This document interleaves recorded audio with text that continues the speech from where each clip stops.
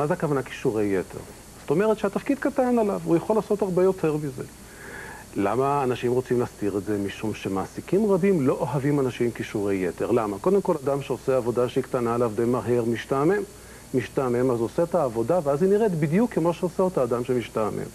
2, הוא יעזוב די מהר את העבודה, יש סיכוי, ואז כל מה שהשקעת בו, בגיוס, גם בעיון, בהדרכה, בהכנסה לעבודה, מתפוגג ונעלם. דבר שלישי, לפעמים אדם כזה מאיים על המנהל שלו. הוא יותר חכם אולי, יותר מוכשר, יכול לאתגר אותו מול העובדים שלו ואפילו להחליף אותו.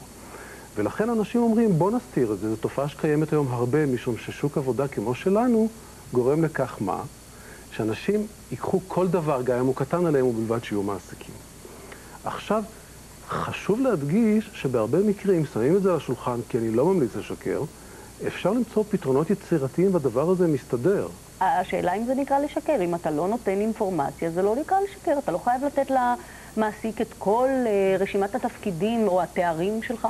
אבל אם הוא שואל אותך ואתה מציג את זה בצורה מינורית ולא מדויקת, ואולי אתה כן מסתיר פה ושם דברים, השכלה או ידע או דברים שעשית. זה אבסורד קצת להסתיר השכלה.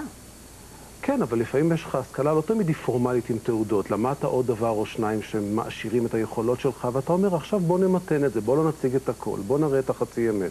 ואתה בא בכוונה לעשות את זה. אני לא אוהב שבאים בידיים לא נקיות לסוג כזה של פעילות. אתה הולך לקיים יחסים ארוכי טווח. עכשיו, בהרבה מקרים זה לא נורא. אני מכיר למשל מקרה של מזכירה בכירה בחברה טכנולוגית גדולה, שעזבה את העבודה מסיבות מסוימות, הייתה שנתיים מחוץ לשוק העבודה, חזרה לתפקיד במקום אחר של מזכירה טכנית, עם עבודות מאוד פשוטות, חני. זאת אומרת, תלך תביא כזה, קפה, מסמכים, לענות לטלפונים וכך הלאה. והיא לקחה את העבודה ונתנו לה. לא הייתה לה ברירה. אבל היא רצתה את זה כי הייתה צריכה תעסוקה.